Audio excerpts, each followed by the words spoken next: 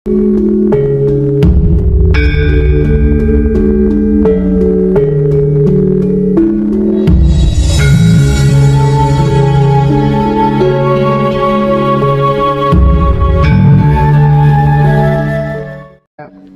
terkadang begini, kalau dijawab orang gitu ya, ketika saya tanya wujudnya sang penguasa alam ini sebenarnya bisa dilihat dengan mata dohir apa enggak sih? Soalnya katanya kan ya dohiron wa batinan, ya katanya kalau di Islam itu kan ada sifat wujud gitu ya, qidam, baqo gitu ya, jadi dia kekal. Nah, sesuatu di dunia ini yang kekal itu sebenarnya bisa nggak sih dilihat dengan panca indera kita? Kira-kira ya? Bisa ya? Bisa ya? Ya sentral titik tadi itu. Soalnya kadang gini, kalau dijawab, ya wujudnya yang sejati itu ya rasa. Loh, kok rasa? Kalau rasa kan nggak bisa dilihat. Saya berpikirnya gini yang, mungkin ini berangkat dari kebodohan saya ya. Ya kalau manis itu bentuknya gula, tetap ada bentuknya. Kalau asin itu bentuknya ada garam. Nah kalau Tuhan atau ya sang penguasa jagat ini, yang kemudian dia terdahulu, dia kekal, dia berbeda dengan makhluk. Karena kalau kemudian dia menjawab, ya kamu itu bentuknya itu nggak bisa, wong ini berbeda dengan makhluk kok. Yang saya tanya itu yang bener-bener wujud yang hakiki, yang sejati gitu loh maksudnya yang. Jadi bahwa Tuhan, tak saya mulai dari ini, Tuhan itu bisa dilihat, bisa. Sekarang saya tanya pada adik sama kira-kira ini berapa sentimeter persegi? Ini kira-kira Berapa kira-kira? 10 cm persegi ya? Oke, 10 ya, 10 cm persegi ya. Itu isinya Tuhan tuh orang tidak bisa menghitung. Karena istilah Tuhan pasti satu. Ya Tuhan pasti satu. Tapi ini satu yang titik. Saya lihat sekarang yang itu loh, Dek. Kalau saya lihat, saya tutup mata saya lebih jelas lagi. Ada titik-titik putih. Kalau hijau, kuning, merah itu sulaknya alam itu loh, sulaknya ruang ini loh. Tapi yang Tuhan itu yang titik itu. Lah Allah tuh suruh sekalian alam.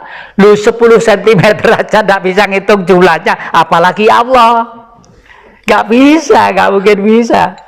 Kalau Tuhan bisa, merem gini lebih jelas lagi. Kalau melek gini terganggu oleh ini. Kalau merem kelihatan terganggu sama ini.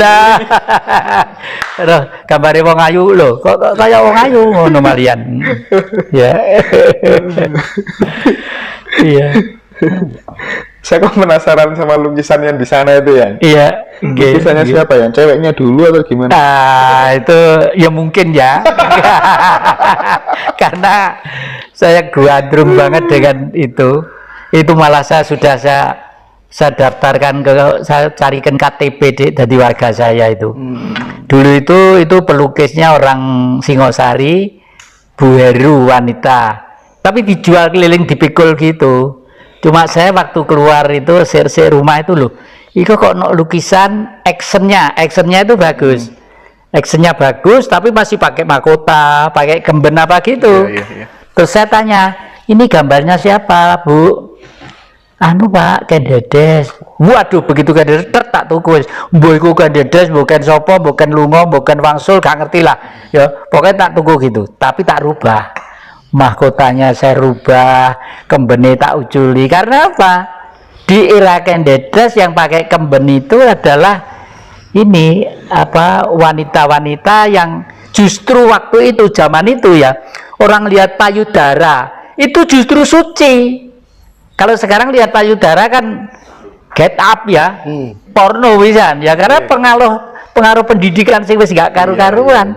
Kalau dulu orang melihat payudara itu, waduh, saya mulai kecil di pangku ibu saya, dimimii, ditimang-timang, dimanja-manja, yang tidak pernah merasakan susah. Kenapa sekarang ibu sudah tua, saya kok begitu jauh dari ibu saya? Kadang-kadang saya tidak senang gara-gara warisannya tidak segera dibagi, misalnya ya. Nah itu makanya saya kuasi terus di lehernya itu saya laut selatan dapat berlian tanah satu gini, tak pasang itu di kualungnya sini, saya kasih jamrut, saya kasih mirah, saya kasih waduh batu-batu semua, jari tak rubah, malah cantik ya, malah cantik itu. Ngapunten loh ya. Lah ini Tribuana Tunggadewi, bukan Kendedes. Beda ya. Tribuana Tunggadewi itu cucunya Kendedes. Kendedes itu tidak pernah menjadi raja. Beliau sadar bahwa beliau tugasnya hanya mengemban, ngemong, dan ngayomi anak cucu-cucu, dan berada di Singosari. Dan dari Singosari, karena itulah beliau disebut wanita di balik tahta. Karena cucunya cantiknya, cerdasnya, luhurnya, cermatnya seperti mbah putrinya, dikonotasikan sebagai Kendedes, tapi sebenarnya Tribuana Tunggadewi. Tri itu 3, Buana itu jagat. Artinya seorang pemimpin yang menyatu jiwa Brahma, Wisnu, dan Siwa menjadi satu, itulah pemimpin yang hebat. Apa itu termasuk kadang ada sanepan ikan dengan kepala apa ya, kepala 3 dengan 1 ekor atau kebalikannya itu? Pernah ada juga yang gambarkan itu, ada terus juga. Ini ya, terkait Kendedes tadi yang saya kok pernah dengar cerita katanya salah satu bagian tubuhnya bisa memancarkan cahaya, itu pernah dengar apa enggak yang? Ya pernah dengar, makanya itu ya? Kentolnya saya buat percaya itu. Kentolnya kan, yang ya? Iya. Bukan yang lainnya yang? Katanya ya. Katanya. Iya, makanya ini kan perlu dikonfirmasi ya, karena nggak tahu sendiri. Oke, sekarang ini masuk ke teknis supaya apa ya? Kita ini kan apa ya, kalau saya sendiri mengusung sebuah keinginan melakukan revolusi kesadaran bahwa kita ini harus bangga jadi orang Jawa karena kasanah ajaran adiluhungnya sangat luar biasa dari para leluhur kita.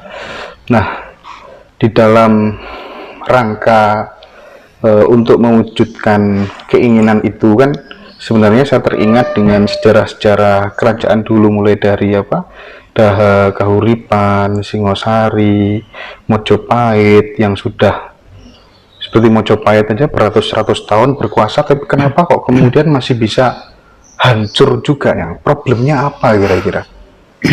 Saya tidak memakai istilah hancur ya.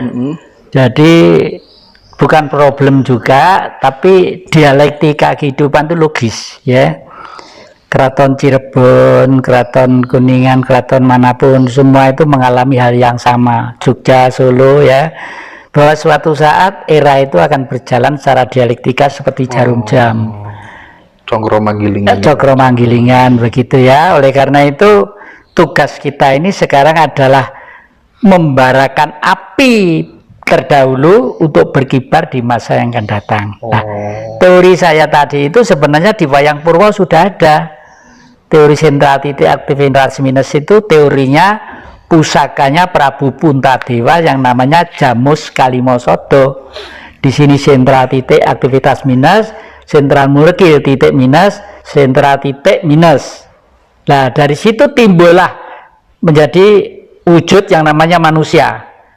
Sehingga manusia itu punya cipta, rasa, karsa. Nah, cipta, rasa, karsa tadi itu kuncinya hanya satu. Aksara apa? Hono Coroko Doto Sawala Podo Joyonya Mogo Bodongo. Loh kok Jawaisme ekstrim sekali? Bukan ekstrim. Memang dunia itu tercipta si Jawa untuk menata dunia. Jadi kalau orang seluruh dunia, baik Amerika, Eropa, Jepang, Cina, dan lain sebagainya, Afrika, tidak menghormat dan tidak menghargai si Jawa, hancur mereka. Karena hancurnya Jawa, mereka pasti akan hancur. Pasti itu, pasti. Karena Jawa itu tidak punya ambisi untuk ekspansi. Ekspansi ke sana kemari tidak ada, menguasai tidak ada. Mojopahit kuasa 2/3 dunia karena perdagangan. 2 perdagangan. Loh kok perdagangan? Karena yang didagang ada ya. Mineralnya banyak, palanya, jahenya, mericanya, ikan lautnya banyak. sehingga Tuban tempat adik-adik nanti itu seperti dulu cita-cita saya menjadi New Yorknya Indonesia, Singosari menjadi Washingtonnya Indonesia. Yang leluhur-leluhur kita itu terkadang menurut cerita mau mati aja tahu kapan waktunya, timingnya tepat ya. Betul. Nah, anak muda zaman sekarang, khususnya orang-orang Jawa, teman-teman muda Jawa, bisa nggak meniru hal seperti itu ya? Sebenarnya bisa, itu teori itu sangat gampang sekali. Tadi sudah saya singgung, ada tipe yang Prabu Joyoboyo, ada tipe Diponegoro, ada tipe Bung Karno, ada tipe. Nah, intinya hanya satu, kalau mati setiap manusia harus kembali menjadi suci. Oleh karena itu bahasa umumnya menjadi Tuhan. Jadi materi harus lepas dari pikiran. Harus lepas dari pikiran, ya. Tidak mikir gini-gini itu tidak mikir, ya. Karena mati tidak bawa. Jangankan tongkat, jangankan cincin, jangankan debu aja tidak boleh nempel. Kalau ketempelan debu masih rusak, berarti belum suci. Ya, itu. Ya saya pelihara dengan baik, saya baru nanti di samping dilihat enak, kalau anak sing membeli ya lumayan, orang anak ya syukur, seneng syukur anak putu masih memelihara dengan baik, wong-wong iso di sini lah. Anak saya sudah memulai mengembangkan itu. Kemarin itu di sini dibuka sebagai kafe budaya. Tapi kelihatannya kafe budaya itu karena sistem ekonomi kemarin corona langsung gulung tikar. Gak apa-apa, itu romantika namanya ya. Romantika. Beberapa kali yang Jati menyebut Puntadewa dan Krishna, salah satu dua tokoh pewayangan yang digandrungi banyak orang. Keistimewaan dua tokoh itu kira-kira apa yang? Nah, kalau di wayang gambarnya itu yang raksasa kuning itu Puntadewa, dan Puntadewanya ada di bawahnya yang kecil itu. Yang itu raksasa hitam itu adalah Krishna, Trivikrama. Jadi manusia itu, manusia secara umum dimanapun, kalau sudah menakutkan atau sudah marah menakutkan, jangankan kok manusia, kayangan, dewa-dewa pun takut. Orang yang paling sabar dan orang yang paling bijak, yang paling menakutkan itu. Hati-hati, saya lihat sabarnya sudah ada, telatennya sudah ada, buktinya menyebarkan kebenaran-kebenaran lewat dunia maya, lewat WA. Tapi bijak mungkin perlu, kalau bijak itu perlu konotasi politik, karena kebijaksanaan harus dicermati dengan kacamata politik. Ya, bagaimana kita mengambil sikap bahwa itu tidak bijaksana? Misalnya seperti ini, ya. Misalnya suatu saat kita melihat hiruk pikuk pertentangan antara kelompok partai dan lain sebagainya, ya. Lihatnya harus dengan kebijaksanaan, karena dengan kebijaksanaan kita itu akan menetralisir kondisi objektif. Oleh karena itu Krishna itu pusakanya apa? Senjata cokro. Cokro itu kalau misalnya ada orang yang palsu, misalnya ngaku orang nasionalis, ngaku orang yang paling tahu tentang Nabi Muhammad misalnya, Rasulullah misalnya, kena senjata cokro, badar semua. Badar itu artinya aslinya itu kelihatan. Oh ternyata bukan. Itu hanya Krishna yang bisa melihat. Loh kok kebetulan mas, saya itu ya dapat senjata cakra yang itu yang di almari, di antara patung dua, yang itu sebenarnya untuk meditasi begini itu. Itu tidak tahu zaman apa. Kalau saya lihat itu zamannya termasuk zaman kuno juga itu. Yang kuning gede begini, 4. Itu meditasi begini. Jadi doanya saya umumkan tidak apa-apa, biar ditiru. Hong wilahing bumi sekaring karindran agung, mane ing bumi son rawang isining jagat, mane ing ati son rawang rasa ning jagat, rasa surasane ati ningsun bisa gawe padange pepeteng mrepeki Sang Hyang Bagaskara. Allahumma lil asih. Doanya hanya itu. Awal itu bahasa Jawa, bukan Poro Arab, aslinya dari Jawa. Bahasa Jawa. Aslinya. Jadi makanya kalau ada tamu di sini berlagak apa-apa gitu, Saya diam sebentar, saya tahu tamu ini tahu kemarin itu ya itu yang dikonotasikan sebagai jelmaan Bung Karno, datang ke sini pakai pakaian peci. Akhirnya kapan lagi mau ke sini lagi, mau ngajak teman-teman ke sini, saya sarankan, Mas, sama nanti kalau ke sini harus pakai pakaian celana hitam, ini topi, dan pakai dasi merah. Itu kesenian Bung Karno. Saya terus sambilkan foto saya di mana di belakang kali. Kok persis? Iya yang kok persis ya. Nah makanya karena dia senang pakai itu, gitu. Saya kasih hati gitu. Tapi dia sekarang sudah sadar bahwa ternyata saya tidak mau mematahkan pikiran dia. Saya tetap mengharapkan Anda seorang nasionalis yang bagus. Anda seorang bangsawan yang bagus, yaitu bangsawan yang sejati itu.